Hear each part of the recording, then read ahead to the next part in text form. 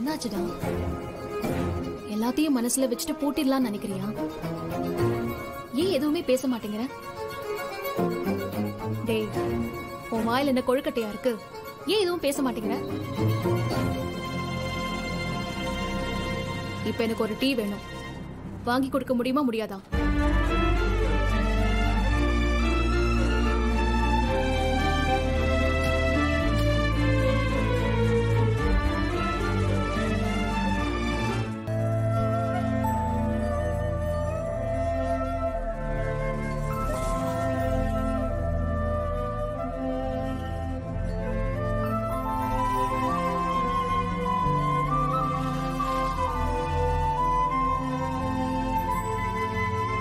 மனசுல என்ன நினைச்சிட்டு இருக்கேன்னு எனக்கு தெரியல.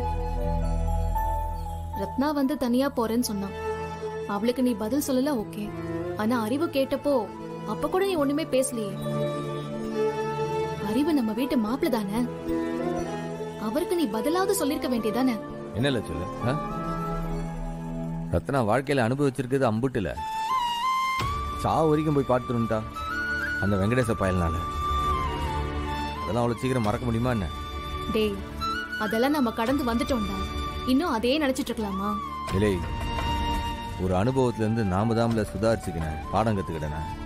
இப்ப எதுக்கு இவ்வளவு சீக்கிரம் இவங்க ஒரு தனி கொடுத்தனம் போனன்றா? இவ அங்க இந்த வெங்கடேசனோட நடந்த மாதிரி அங்க ஏதாச்சும் நடந்துச்சுன்னா பயமா இருக்குல்ல?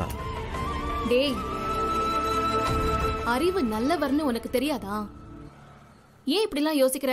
இல்லை, இந்த வெங்கடேசன் கூட ஆரம்பத்துல நல்லவன் தானே. ஒரு சந்தர்ப்பம் சூழ்நிலை தானே ஆளையே மாத்துது.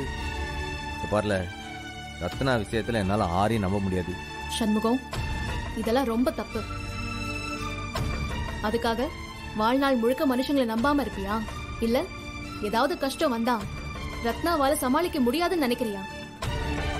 இத பாரு, நீ தேவையே இல்லாம உன்னையே கஷ்டப்படுத்திக்கிறேன்னு நினைக்கிறேன்.